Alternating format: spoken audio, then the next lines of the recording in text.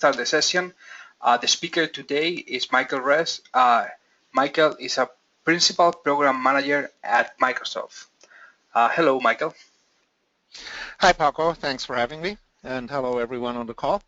Great. Thank you very much for speaking at our Big Data Virtual Chapter. And I'm making you presenter. And it's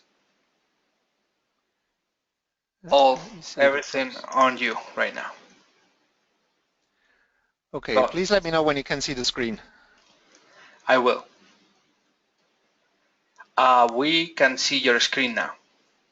Okay, thank you. Thanks for having me.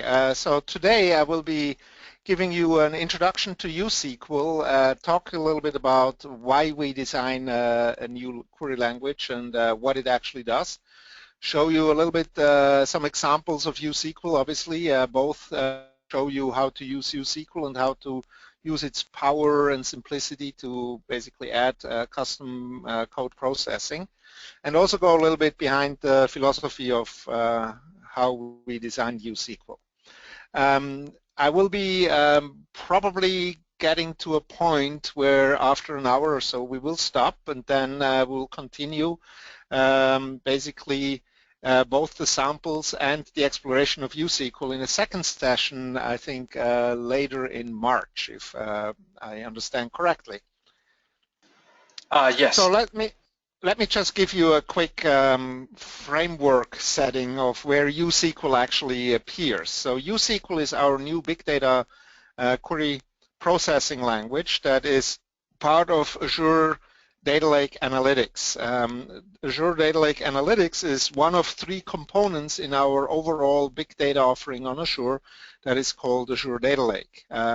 It contains the highly scalable Web HDFS POSIX compliant file system called the Azure Data Lake Store, on which then we give you the ability to operate on data in a scaled out fashion, either using the already existing HD Insight cluster service that gives you the ability to run basically your Hadoop ecosystem workloads using a version of the Hortonworks data platform.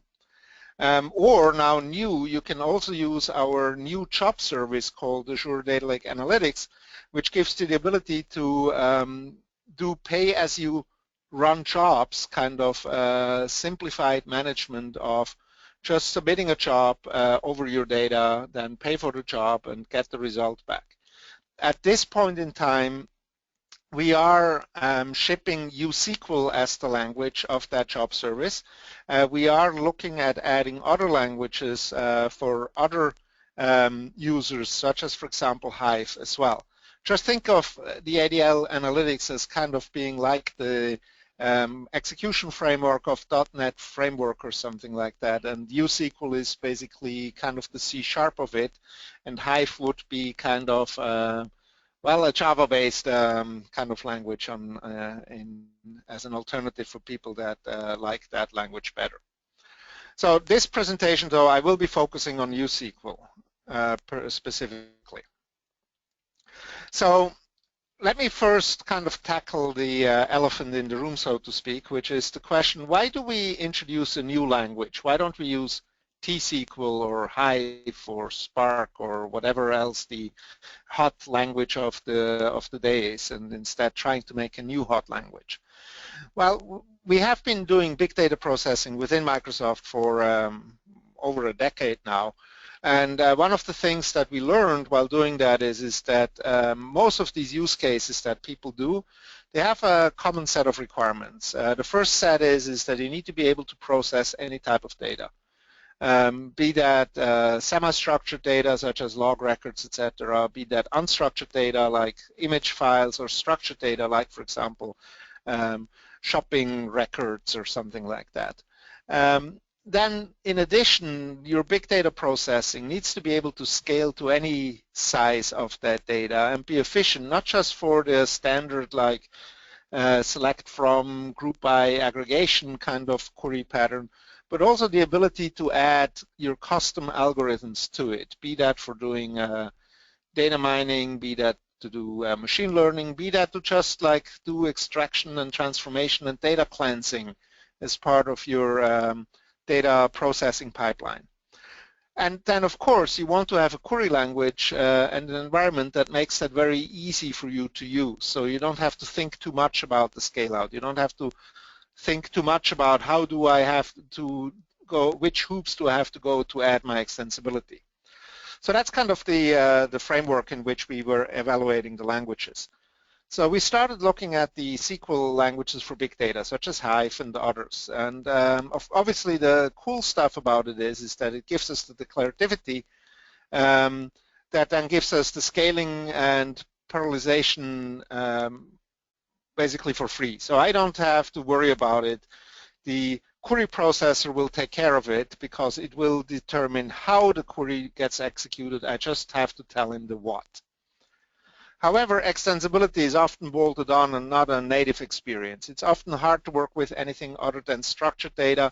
Even Hive, with its extensibility model, you have to create SERDES, which is not necessarily an easy task unless you happen to use a data format that is already supported. And even then, you have to create metadata objects, which sounds like a little step, but once you have a database administrator that basically controls the creation of objects, it makes you, as a programmer, less agile because you now have to go and ask whether you can create one of those external tables. Also, just adding a user-defined aggregator in Hive is more like a surgery of than a heart surgery than like making it very easy to do so. So basically, I think there is a need to make extensibility easier. On the other hand, if you look at programming languages, extensibility through custom code obviously is native because you're inside a programming language. Think of it like if you write at MapReduce level, you can write any C# or Java code as a mapper or reducer, but you have to basically think about the scale-out model, etc. So it makes it very difficult, and declarativity is often bolted on and not native. Even in languages that have higher-level abstractions like Spark, the declarativity is often kind of embedded in a kind of more procedural framework so that it makes it harder for you to like get full benefits of the declarativity about scaling and performance. Like you have to explicitly tell caching be turned on and things like that. And even when they add SQL as a language, it's often second class, it's often like embedded in a string so you don't get like good tooling support, and you cannot easily do part of object and code reuse across queries because it's all kind of focused on like a single like code execution. So you basically share code fragments that then need to kind of create those objects again as part of the execution. So we felt there's a need for basically having a better query language for big data, and so that's why we decided to do U SQL. Now, what is the value proposition of U SQL? It is that it gives us declarativity and extensibility equally native to the language. Now, this obviously gets us the benefit of both, and it also makes it easy for you to unify structured and unstructured data processing. The ability to have your declarative framework that gives you the scale out and parallelization and performance improvements, while embedding into it your custom imperative code, in our case, primarily based around .NET and C# at the moment, although we are looking at other languages going forward as well. And also it gives us the ability to unify local queries against local data sources like the Azure Data Lake storage, as well as remote data sources such as SQL Server instances running in Azure, which I will go and quickly touch on later in the presentation, and then in the second part, hopefully we'll give you some more code samples as well. And the goal basically that we think is that we want to increase the productivity and agility from day one for you, so it makes it easy to get started with it, because you start with SQL, you have to learn a little bit of C#, but it's not that much to get started, and then you can like learn as you move along, and be still productive at day 100 when you basically have operationalized your scripts and basically need to do performance debugging and drill into deeper kind of experiences and so on. So we didn't wake up one day like a year ago and decided that we needed a new language. USQL is building on top of a lot of experience, both inside as well as outside of the team and the company as well. So originally we have been using on our own internal big data platform a language called Scope. Scope is basically a predecessor of USQL in the sense that we have taken the SQL and C# integration model that Scope provides us with and have it simplified and cleaned up for external usage, so to speak. But basically all the lessons we have learned over the last 8 years in that context, we basically have kind of distilled into USQL. We are also using and extending the scope optimization and scaling model that we use to run the scope process jobs, which is based on the Microsoft Research Triad model that that Microsoft Research did about 10 years ago as a way of providing you a scale-out processing model that can scale to thousands and 10,000s of nodes, basically. And just to kind of show you how influential this is, I mean, Scope currently, as of today, runs 100,000s of jobs daily, both several 100,000 jobs batch mode and even more so in interactive mode, and probably processes several petabytes of data each day. And overall, we have several exabytes of data currently in our big data system that people basically can query and operate on. So, and all of that is basically programmed by several thousand programmers inside Microsoft and supported still by the product team. So we don't have like a special CSS group inside Microsoft that supports our Scope users. It's the product team that does so. So which kind of means also that we have to make sure that it actually is stable and scales and works well. Now we also looked at other languages like Hive, for example. Hive has obviously being a part of our interaction with the data lake and so on. We have been looking at some of their use cases and took the complex data types such as maps and arrays and added them to USQL. And we are also currently working on the data format alignment so that if you write the file in Hive, you can read it from USQL and vice versa. We are kind of probably at the 95th percentile level for text files, and now we are kind of turning our view to some of the other files like org, parquet, avro, etc. And I'm very much interested in hearing your feedback on that, like how you would like what use cases do you have? Do you prefer org over parquet? Is avro important, etc.?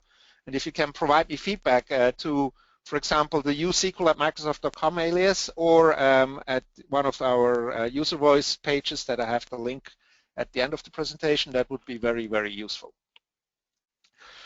Last but not least, we also looked obviously at our cousin in the SQL Server world, meaning T-SQL, as well as ANSI SQL, which is the standard. I used to be the representative on the ANSI standard in the 2000s for Microsoft. We basically took many of the SQL capabilities, so the metadata model, like having databases and tables, etc., as well as the ability to have group by aggregation, windowing functions, joins, etc. Kind of, we obviously, since USQL is using SQL as its framework, we wanted to make sure that we kind of look familiar to people that come from that world as well. So I talked a lot. Let me show you some USQL and then go a little bit more into detail to talk about that in subsequent slides. So the way to show USQL is basically to show you USQL from within Visual Studio. So the programming experience for USQL scripts is currently best supported through Visual Studio. You can take any Visual Studio edition from 2012 onwards. I'm using 2013 Ultimate here in my demo. I would recommend, though, if you want to play around with it, you can get the Community Edition if you don't have it already. And then you download through the web platform installer two things. You do the Azure SDK, and you install the Azure Data Lake tooling. which you can download for free from MSDN Download as well. That will give you up here a menu item called Data Lake, and it will give you the ability to create U SQL projects. So let's do that a bit. But before I do that, I also want to kind of look at the data and kind of show you the data I want to process. In order to be able to do that, Azure Data Lake tooling also extends the Server Explorer with an Azure Data Lake kind of tab, and in which you can see all the Azure Data Lake accounts that I have access to. And within the account, so let me go into this, you will see that you have access to databases, which I will be covering later, and jobs and storage accounts. The jobs is basically the job history. The storage accounts is basically the default storage account that I have when I create my Azure Data Lake compute account. I always have a storage account associated with it, or other accounts that I attach. So in this case, for example, I have a Windows Azure Blob Store account attached to it with a couple of containers apparently inside. So now I look inside my Azure Data Lake account. I have this nice Explorer window here. I go into my samples data folder, and in here I have some sample data, including a tweets folder. And inside this tweets folder, I have a bunch of simplified tweet files that I got from tweetdownload.net of my own tweets and some of my friends. And you can see they're a little bit dated by now. I go into my own tweet file, and now the tooling actually downloads the file, and because it's a CSV file, it kind of tries to auto-detect. It doesn't quite succeed on that, so I just tell him it's comma separated with quoting. And you kind of notice that I have basically 4 columns here. The first one is date, the second one is time, the third one is who tweeted, and the third one is basically kind of the tweet itself. So let's do some processing on this. In order to be able to do that, I open a new project. And as you notice, Azure Data Lake tooling gives me a U SQL template over here and gives me the ability to create a new U SQL template project, or a class library, or some unit tests, sample projects, etc. Also note that our U SQL C# code is targeting .NET Framework 4.5 for those that are interested. So I create a U SQL project here, say OK. That will create it and will open basically in the Solution Explorer over here. A solution with my U SQL project, and it has a U SQL file underneath here. That's where I enter my scripts and where I can submit scripts. It also has a code behind file called script.usql.cs that I will be showing you later, which gives me the ability to add basically more complex C# code fragments that I can refer to from within my script. So the script page itself, script.usql, contains a submit button up here, an ability to go down into more advanced features to set the degree of parallelism of my submission. It also shows me against which account I'm executing. Now, one of the cool things is I can run U SQL locally on my dev box, both for playing around with it as well as doing local development and local debugging. So I can set breakpoints in my C# code, for example, to see what's going on before I deploy it up into the cluster. Then the next 2 pull-down menus are basically setting the default context for my metadata object names, such as a table name or so. And as you notice, if you're familiar with SQL, obviously, you see the default database is called masters and the default schema is called DBO, so kind of in reference to our friends in SQL Server.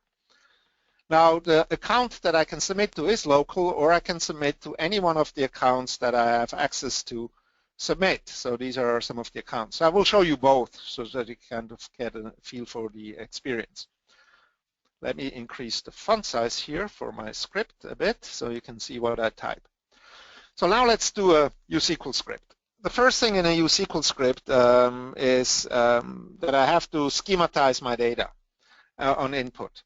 Now I could have an already existing table, which we will take a look at probably in the second part of the second presentation, or I can schematize my file on read, and then I do some transformations. And because it's a batch service right now, interactive is slated to come later, meaning access through ODBC or through Tableau, and Power BI is slated for the second half of this year. If you look at batch service, you always have to output it to a file. So that's kind of the structure that we have inside a U SQL script. So first is schematizing. I do the schematization by basically say @t for tweets equals extract, and now I give the schema of what I want to get. So what is the schema? It was state, let's just use string data types, time, string, and author, string, and the last one was the tweet itself, which is also string. And as you can see, as I type along, these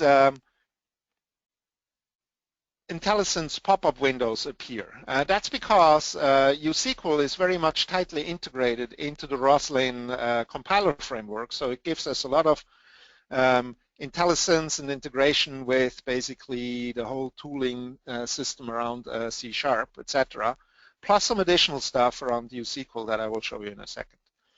So then I extract from a file, so I just give a empty string for now because I'm going to pick up that file name from the Explorer, and I use an extractor. Now, for people that are used to Hive, it's basically kind of one side of the SERDE that extracts data.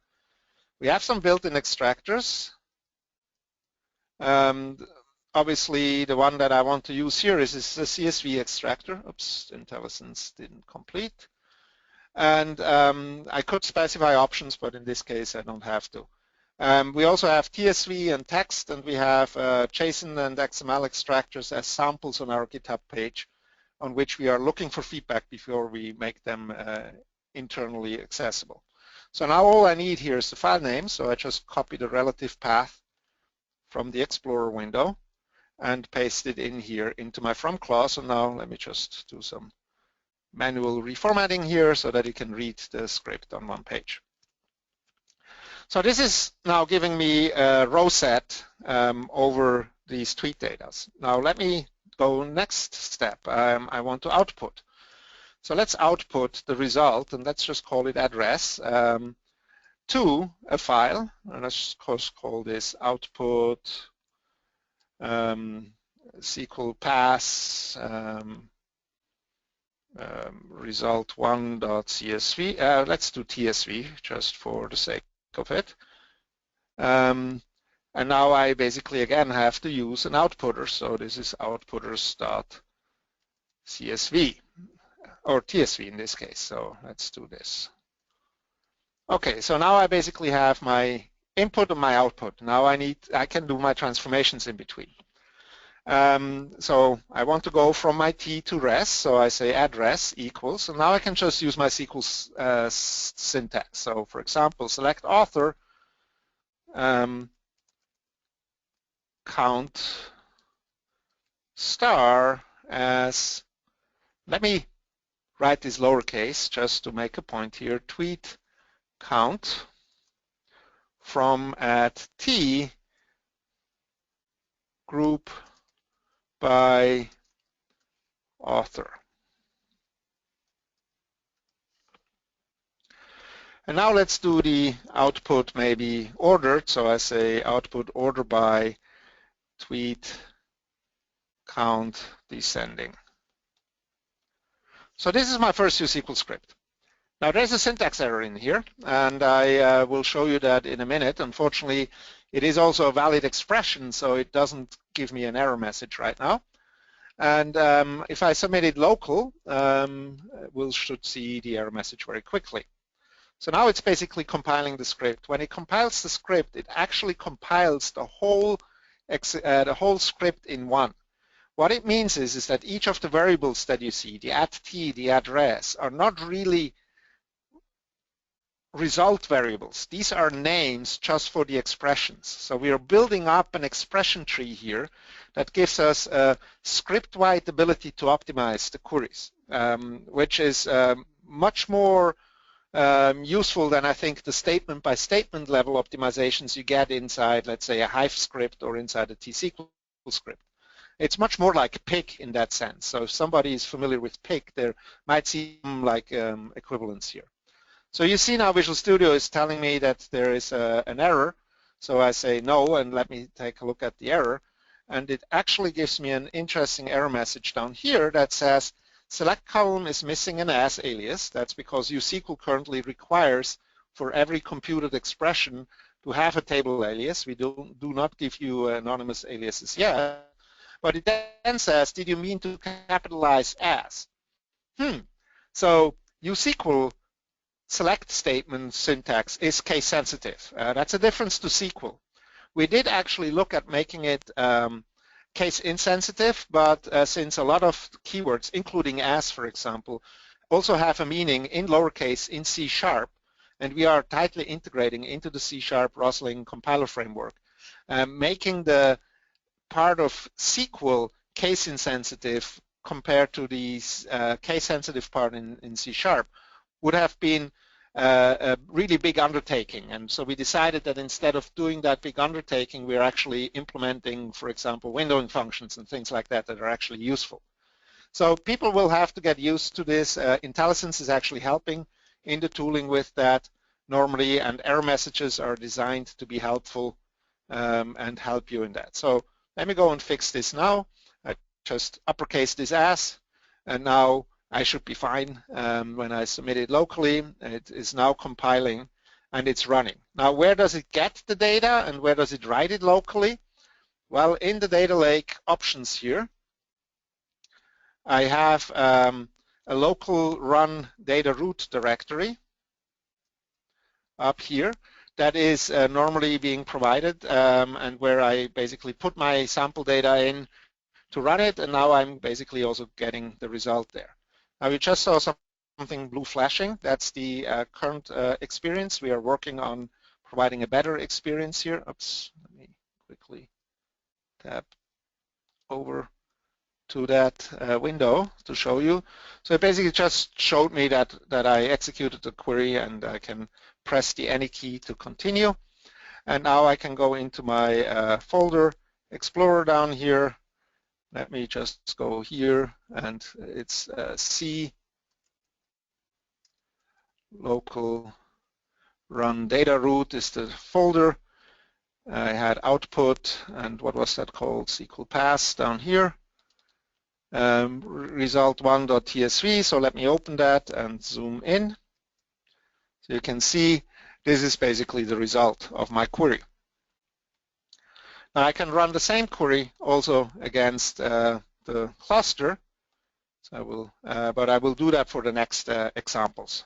So let me go back to the presentation now and continue. So if you look at USQL at a whole, you kind of notice there are quite a few differences that I think make USQL a much better language for doing big data processing. Obviously, we are leveraging SQL select from where, group by aggregation, joins, SQL analytics functions, etc., for giving you a kind of familiar feel and the ability to give you an optimizable, scalable language framework into which you can now add your custom code as well. As I mentioned, USQL is using an expression flow programming style that gives you functional composition of your queries that give me a global execution tree that then allows me to globally optimize it. So for example, I might have 15 select statements inside my script that are all building on top of each other, which makes it much easier to read and develop in an iterative way. But also, the optimizer will, for example, allow me to take a filter predicate that might be on the 14th select statement, and if it feels that the performance can benefit, it will move that up to maybe the first select statement to apply the filter as early as possible. Now that's something you don't get if you're executing a T-SQL batch because each statement gets optimized locally by its own. It also allows me to operate unstructured and unstructured data. Unstructured data you've seen, I can just give basically file names, and then I use extract to do schematize and read, and output to create files.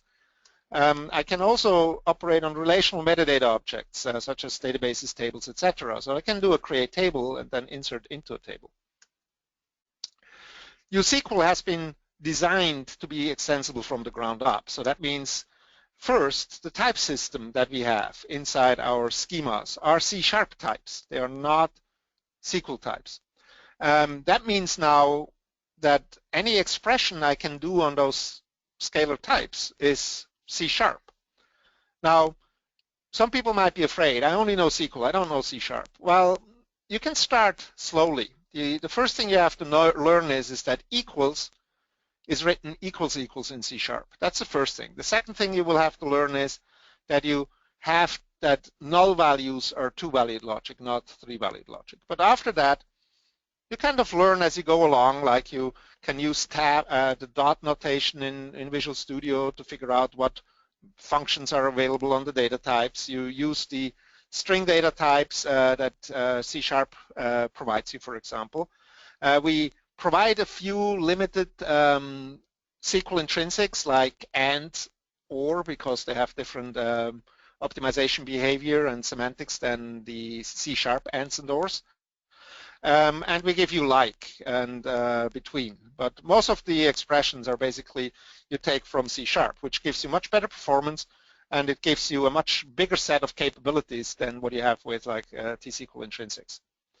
You can use user-defined functions and written in either U SQL or C#. U SQL for table valid and C# for scalar functions. You can use C# to write user-defined aggregators, and you can use user-defined operators. And the thing is we make it very easy for you to actually invoke them, because we basically just let you register an assembly and then reference the assembly, and then all the public names inside the assembly become context to your script, and you can invoke them because it's C#. So you're, or .NET, like you can write them in F# too if you want to. And then U SQL provides the parallelization and scale-out framework, not just for select from where, group by aggregate and joins, but also for all the custom code that you're doing. So you have an extractor that parallelizes on input, an output that parallelizes on write. You have a combiner that does like a custom join that will be partitioned according to your partitioning key that you are, or a reducer on a partitioning key that allows you to basically scale out your custom processing at that level. And last but not least, you also have the ability to do federated queries across distributed data sources, and I will go into that a little bit more detail in a minute. First, let me quickly talk a little bit more about the expression flow programming style, though. You have basically automatic inlining of U SQL expressions, which means the whole script leads to a single execution tree model. So you can see here on the right side of the script, this is a more complex script that ran about for 40 minutes on 1,000 nodes or so. And all you can see here is basically just primarily extraction, select, union, some joins, and then an output at the end.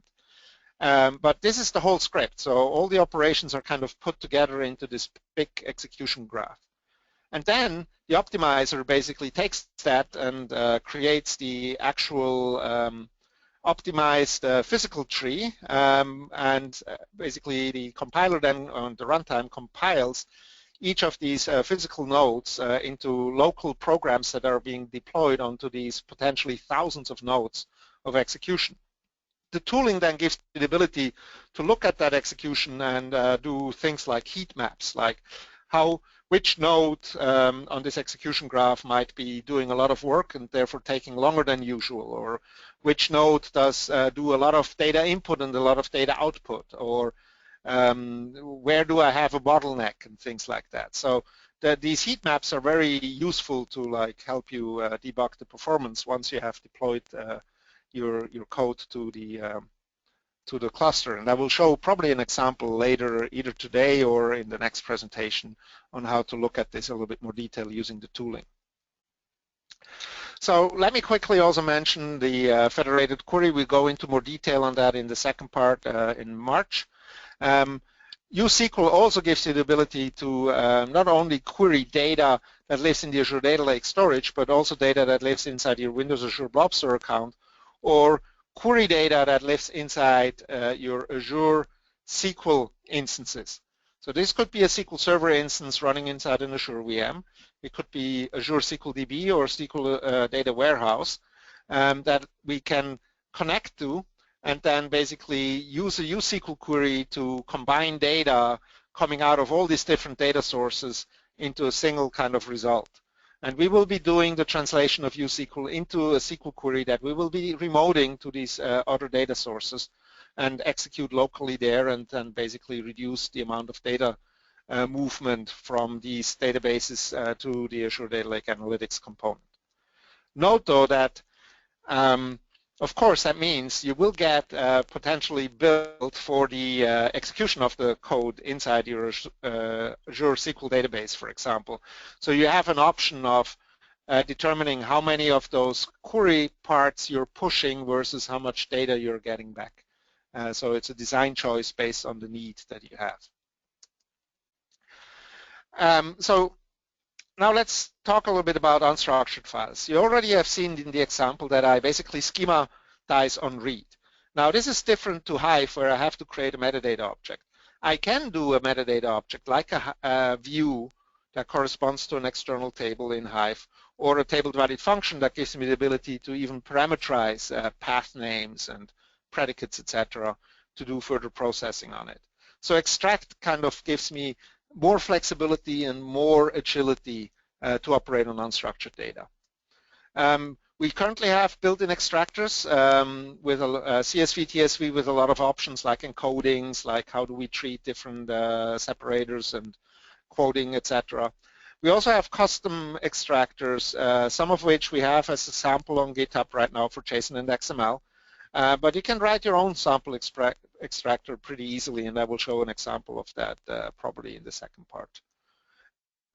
We also can write to files, obviously, using the output expression.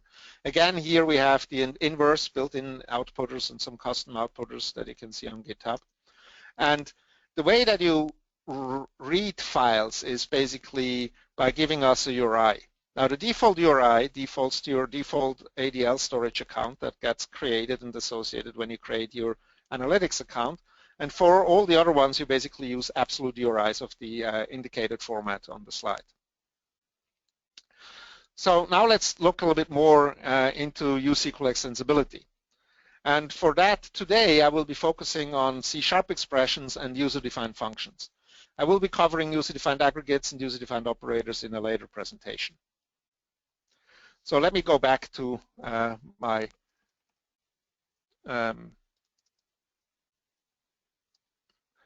studio here, Visual Studio.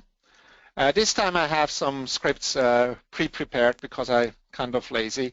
So this was a script that you saw earlier, pre-prepared. The only difference here is that I basically show you how to use quoted identifiers, which we support in U SQL. And now the next one is trying to do something with my tweet data. So tweet data contains mentions of people and topics that you tweet about. So what I want to do is I want to kind of extract the people that get tweeted about. So how do I do that? Well, tweet is a string type.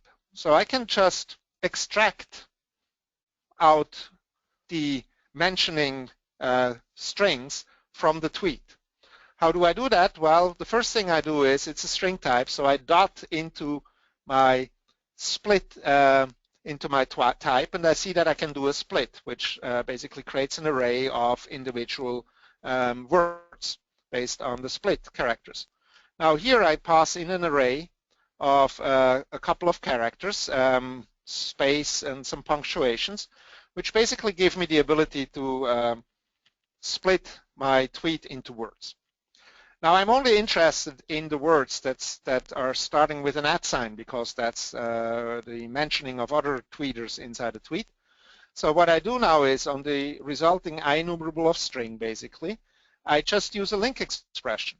I say dot where I provide a lambda expression that gives me the predicate. So I basically only return the axis where the axis starts with the ampersand, with the @ sign. And that's it. That's basically my C# integration to do tweet analysis, so to speak. Now, I have to do some more stuff here.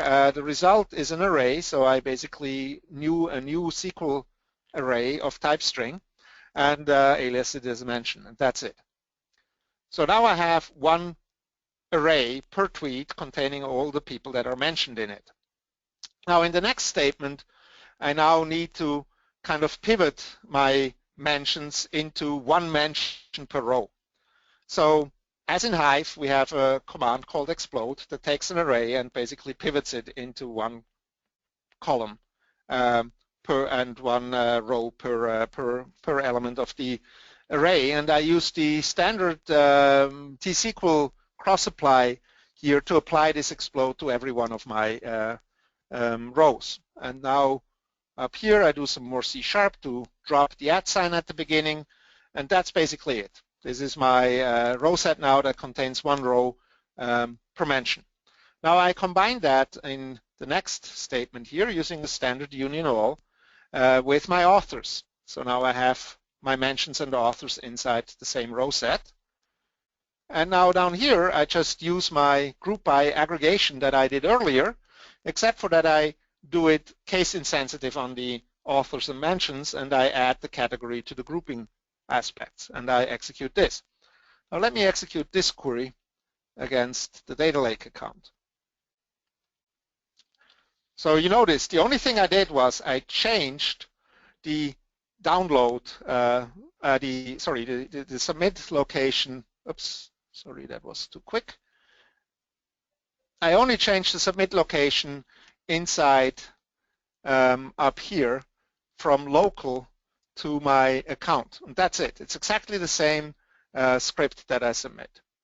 Now, if I look at the actual experience, it's a little bit different. I actually see a job window popping up that shows me on the left-hand side basically some information about the job, which phase it is in, how long it stays in each phase, and interestingly also, what is my parallelism that I specified? So I submitted my job with a degree of parallelism of 15, which I can set as part of my submission process if I want to. I currently have it defaulted to 15 in my account.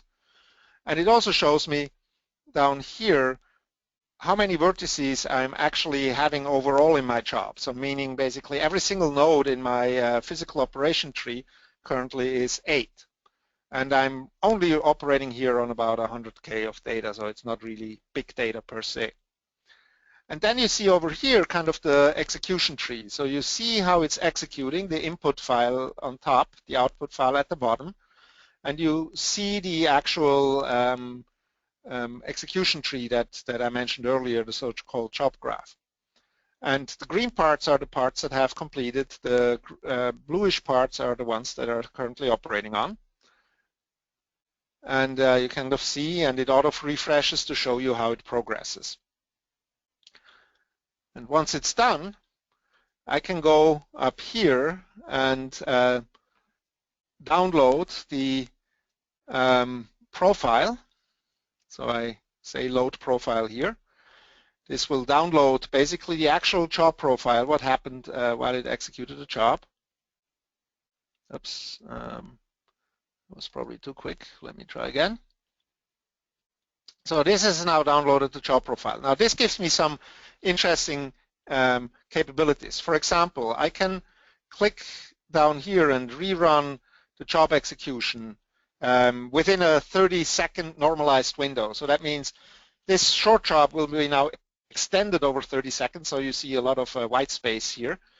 But if you have a job that runs for 2 hours, you basically will see the execution kind of time-lapsed into 30 seconds. You can change the display, so you can look at execution time, which gives you a heat map, or the amount of time, amount of data written, that kind of shows you where there's a lot of data being written and a little bit of data being written. Or you can go into diagnostics. And in this case, for example, it tells me, well, you specified 15 units, but actually you could have done with 2. And so because I pay for the 13, for all the units, so I pay for everything underneath the blue line here, you see I have a lot of wasted time and resources. I can go into my usage modeler. The usage modeler in this case tells me with 2 nodes, I would have been probably better. I probably would have been good with 1 for operating on this single small file. Now, if I want to kind of optimize now for either cost or for execution time, I can use this modeler after running the job for 1 time and kind of dive into to kind of see how I can improve my utilization and reduce my cost because I pay on a per job basis. Now I have written my code here. This code kind of looks cool, but I don't really know what it does at the first sight. I mean, I would have to go and like read my C# and figure it out. So what I can do is I can refactor this and use just a user-defined function written in C#. And I do that with my next example here. So this is exactly the same script, except for that my select statement here actually uses UDF's getMention as the user-defined function that I invoke, and I just pass in the tweet. Now, how do I program this function? There is no function here inside the script. This is just U SQL. So for that, Visual Studio's tooling has this code behind file. Let me zoom in here quickly. So underneath my U SQL script, I have this usql.cs file. That's where I now can put my user-defined code. So here you have this C# namespace project where I include some there's some libraries that I can refer to and some DLLs. And I also include system.link because I'm using where as the link expression. I define my namespace, which is called tweet analysis in this case. I define a public class for my user-defined functions. And I have my user-defined functions down here. Now, if you look at it closely, this is basically almost the same expression as above, except for that I use a SQL array C# type that mimics or is the underpinning of the SQL.array syntax that I'm using inside my inside my USQL script. But otherwise, this is basically the exact same thing. Now, when I submit this job, it will actually go and get executed. And what it will do is it will actually, when it executes, compile this code behind file into a DLL file. It will upload the DLL, register the DLL, reference the DLL, and at the end it will drop the DLL again as part of the job execution. So this is how we can make this basically more refactored. Now I can do one thing, which is I can go and quickly make this actual assembly that I can share with other people inside my metadata system. For that, I can go and add in my solution a new C# for USQL project, which I've done here. And I have my tweet analytics over here. Let me see, somebody is pinging me about the presentation. Let's just see. Okay, 5 more minutes before Q&A. I will be finishing up quickly. So what you see here now is I can go and just create a C# solution here just by copy pasting my code behind file here. This is exactly the same that you have seen over here. I can right click on the project. I can register the assembly. I'm not going to do that because I already registered it, but I can now submit it to whichever database and account I would like to kind of reuse it. I can give it the assembly name. Probably parallelism should be at 1. And then once I have submitted it, I can now go and refer to it inside my code just by referencing the assembly from the database name. Now, unlike T-SQL, I don't really have to go and create user-defined function wrappers or anything like that because everything is already based on C#. So I just can use my C# function inside my code very easily. And I also don't have to ask my database administrator to give me CLR support because it's built in. Okay, now let's go back to the presentation and finish it. So I've mentioned that I think the core aspect of refactoring your code and sharing it is using assemblies. So you have the ability to create assemblies. You can reference assemblies to make sure that you can talk to them. We have a couple of .NET Framework assemblies that are built in. They're either U SQL specific or some like core system DLL type assemblies. If you want other .NET assemblies like system.xml, which is not per default included, you just use a reference system assembly statement. You can enumerate your assemblies that you have either through U SQL Studio Server Explorer or through PowerShell commands, so you can find out what metadata objects you have, not just for assemblies. And of course, you can drop assemblies using db.assembly name. Now, probably you ask yourself, can I do the same thing over more than just one file? And the answer to that is yes, we have something that we call a file set.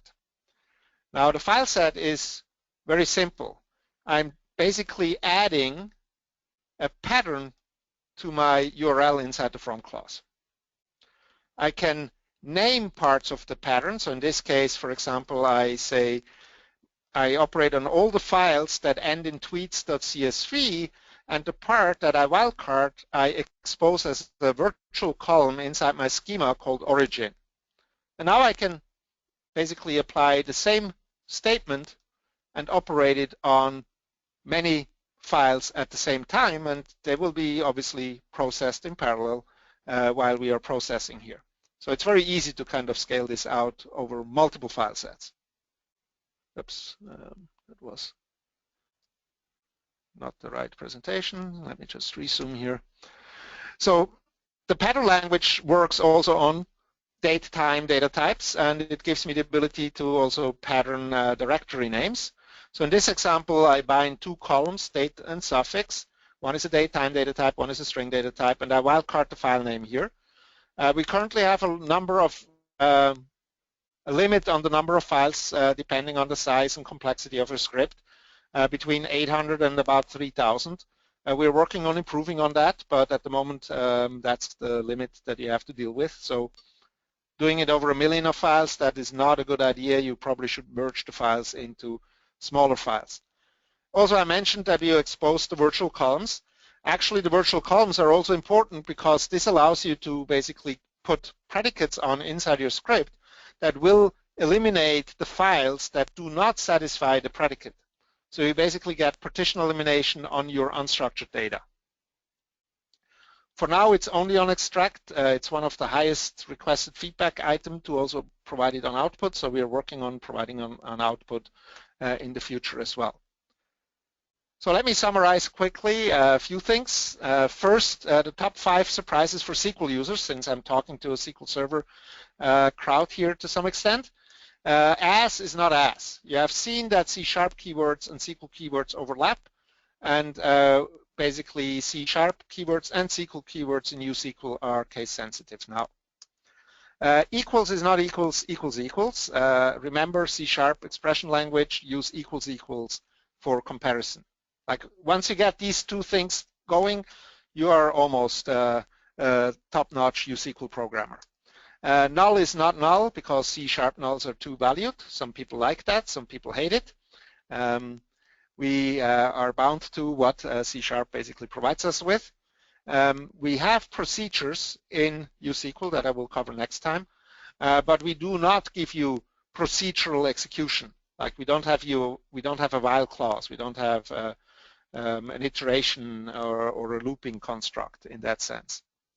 There's also no row level updates or merge or delete at this point in time. We do have row level inserts, and I will cover that next time when I talk about tables as well. So to summarize, U SQL unifies natively the SQL declarativity and C# extensibility. I think I've shown you how easy it is to add your custom code to do your data cleansing and data transformation and data analysis. It unifies querying structured and unstructured data. You can imagine just to add a join to a table, for example, to your unstructured data easily. I will show you the local and remote queries in a subsequent presentation. If you are interested in Azure Data Lake, you can definitely download the Visual Studio tooling and basically just play with U SQL without getting an account. Once you are ready to get an account, you can sign up for the preview at azure.com/datalake, provide us feedback at aka.ms/adlfeedback, or fill out the survey if you want to. And there are a lot of additional resources, including community pages with GitHub included, blogs, documentation, which is currently in beta, so we are working on improving the documentation over the next couple of months, and forum pages both on user voice, on MSDN, and on Stack Overflow. Thank you very much. Here's a little bit of an overview of stuff that we might be talking about on March 8th. Great. Any questions?